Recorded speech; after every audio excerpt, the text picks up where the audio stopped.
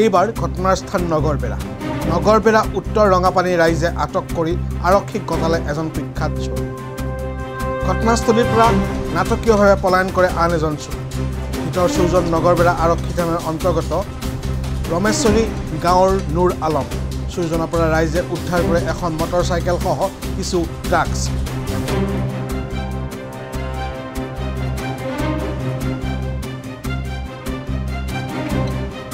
উল্লেখ্য যে উত্তৰ ৰঙাপানী গাঁৱত পুৱতি নিশা এঘৰত মটৰচাইকেল চুৰি হোৱাৰ পাছত ৰাইজে সন্দেহ উপজে সেই কুখ্যাত চোৰ নুৰ আলম আৰু ইজাৰ আলীৰ ওপৰত।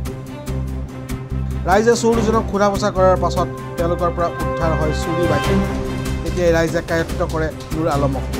কিন্তু পৰিস্থিতিৰ সুযোগ বুজি কৌশলেৰে ঘটনাস্থলীৰ পৰা পলাবলৈ সক্ষম হয় আন এজন চোৰ ইজাৰ আলী। ৰাইজে ধৃত চোৰজনক উত্তম মাধ্যম সোধাই গতালে আৰক্ষী। এই চুৰিকাণ্ডৰ লগত জড়িত থকা চোৰ ইজাৰ আলীক শীঘ্ৰে আটক কৰি কঠোৰ শাস্তি প্ৰদানৰ দাবী জনাইছে স্থানীয় ৰাইজে।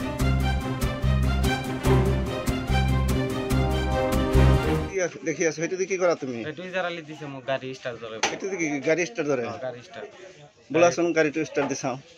আৰু হেৰোৱাৰ পিছত আমি যেতিয়া গম পালোঁ যে মটৰ হেৰাইছে, আমি অনুমানিক সন্দেহমূলকভাৱে আমাৰ গাঁৱত আগৰে প্ৰায় চুৰিকাণ্ড সংঘটিত কৰা ইজাৰ আলীক ঘৰত সোমালোঁ। আৰু ইজাৰ আলী ঘৰত সোমাই আমি দেখিলোঁ যে ইজাৰ আলী ঘৰত আছে আৰু তাৰ লগত আৰু এটা অচিনাক্ত যুৱক। আৰু অচিনাক্ত যুৱকজনক আমি সোধ-পোছ কৰাতে মানে এটা বাইক দেখা পালোঁ। আৰু বাইকটো দেখাৰ লগে লগে মানে সুধিলোঁ যে বাইকটো কাৰ। মানে ইজাৰ আলী কয় বাইকটো মোৰ নহয়, আৰু এই চোৰটোৱে কিন্তু কয় যে বাইকটো মোৰ নহয়। যেতিয়া মোৰ নহয় বুলি কৈ আছে মানে আমি গম পালোঁ যে আমি কেঁচু খান্দিব গৈছিলোঁ, কিন্তু কেঁচু খান্দোতে সাপ ওলাই পৰিল। মানে বাইকটো চুৰি কৰিছে বুলি আমি সম্পূৰ্ণৰূপে সন্দেহ কৰাৰ পিছত গম পালোঁ। আমাৰ গাঁৱৰ দুটা মটৰ হেৰাইছিল আৰু মটৰটো কোনে ল'লে বুলি আমি ৰাইজে যেতিয়া গোট খাই আমাৰ সন্দেহমূলকভাৱে আমাৰ গাঁৱৰ এজন চোৰ আছিল, পুৰণা চোৰ ইজাৰ আলী। আৰু ইজাৰ আলী ঘৰত যেতিয়া আমি ৰাইজে সোমাই মানে এজন অচিনাক্ত যুৱক দেখা পালোঁ। আৰু অচিনাক্ত যুৱকজনক সোধা পোছা কৰোঁতে তাৰ লগত এটা বাইক ওলালে। যেতিয়া বাইকটো ওলাইছিল আমি কৈছোঁ যে বাইকটো কাৰ। মানে সেই চোৰটো নক'লে যে মোৰ নহয়, আৰু ইজাৰ আলী ক'লে যে মোৰ নহয়। যেতিয়া মোৰ নহয় বুলি কৈ আছে বাইকটো কাৰ, আমি সোধা পোছাত কৰাত ইজাৰ আলী পলালে। তাৰ পৰা ইজাৰ আলী মানে জংঘলৰ সুযোগ লৈ ক'ত বা পেলালে। আৰু সেই চোৰটো ধৰাৰ পিছত মানে আমি বাইকটো ফেচবুকত ফটো এৰিলোঁ। আৰু ফেচবুকত ফটো এৰাৰ পিছত মানে আমি গম পালোঁ যে বাইকটো আচলতে চুৰি কৰা বাইক হয়, আৰু বাইকখনৰ মালিক ইতিমধ্যে ওলাইছে। আৰু চোৰজন মানে একজন ড্ৰাগছ মাফিয়া, তেওঁ ড্ৰাগছ ব্যৱহাৰ কৰে আৰু তেওঁলোকৰ লগত বহুত ডাঙৰ ড্ৰাগছৰ গেং আছে বুলি তেওঁ কৈছে। আৰু কোন কোন আছে তেওঁ চোৰটো ভালকৈ জানে। আৰু ইজাৰ আলী আৰু তাৰ ভাইটি আব্দুল্লাহ তেখেতৰ ড্ৰাগছ মাফিয়া হয়, ড্ৰাগছ ব্যৱহাৰ কৰে। আৰু তেওঁলোকে ড্ৰাগছ ব্যৱহাৰ কৰাৰ কাৰণে মানে চুৰি কৰিছিল। ইজাৰ আলীৰ ঘৰ ক'ত? ইজাৰ আলী উত্তৰঙ্গাপানী হয়, 1 নম্বৰ উত্তৰঙ্গাপানী। ই আগৰে পৰা চোৰ, আৰু আগতে বাইক কেইটামান চুৰি কৰিছিল, তাৰ নামত কেছ আছে। ইয়াৰ পৰা মানে এই বাইক আৰু মটৰবিলাক যে হেৰুৱাইছে তেওঁৰ লগত জড়িত আছে তেওঁলোকে? সম্পূৰ্ণভাৱে জড়িত। মটৰটো ক'ত থৈছে এতিয়ালৈকে উলিয়াই দিয়া নাই যদিও আমি বাইকখন তাৰ হাততে ধৰা পৰিছে।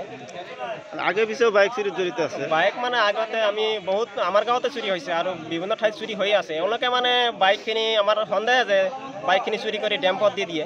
এই অঞ্চলটোত মানে ড্ৰাগছৰ বেহাও আগৰ পৰাই চলি আছে? হয়, মানে এটা উদ্বেগৰ কথা হয়, আমাৰ যুৱ সমাজখন একেবাৰে ধ্বংস হৈ গৈছে ড্ৰাগছৰ কাৰণে।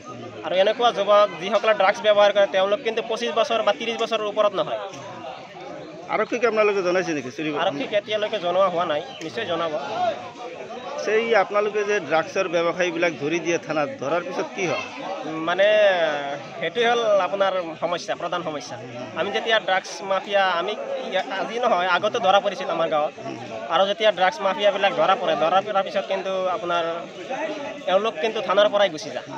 কাৰণ আমি শুনা পাইছোঁ ড্ৰাগছ নল'লে বোলে সেইবুলি সিহঁতে বোলে মৰি যাব বুলি কয়।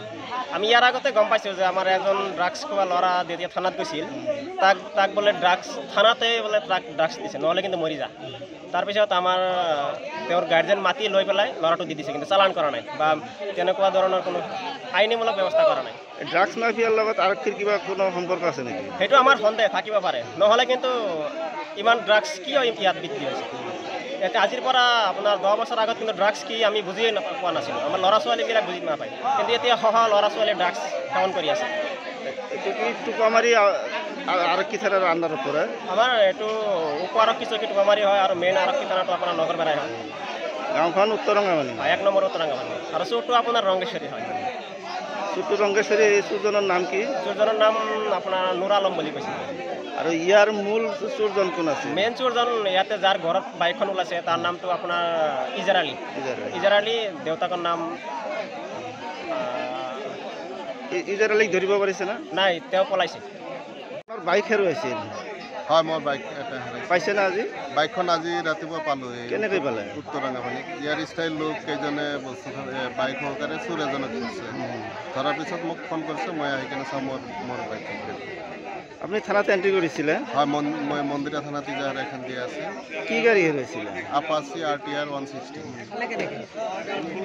বস্তুটো পালোঁ মানে মই বস্তুটো ফেচবুকত আপলোড দিয়া হৈছিল যে বুধবাৰে দিনটো ৰাতি বস্তুটো হেৰাইছিল ঘৰৰ পৰা, কিন্তু সেইটো আপলোড দিয়াৰ পিছত তেওঁলোকে ফেচবুকত ষ্টেটাছ পাই কিনে তেওঁলোকে বস্তুটো ইনফৰ্ম কৰি মোক জনাইছিল।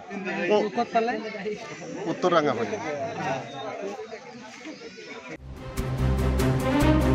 নগৰবেৰাৰ পৰা আবুল হুছেইনৰ ৰিপৰ্ট, DB নিউজ।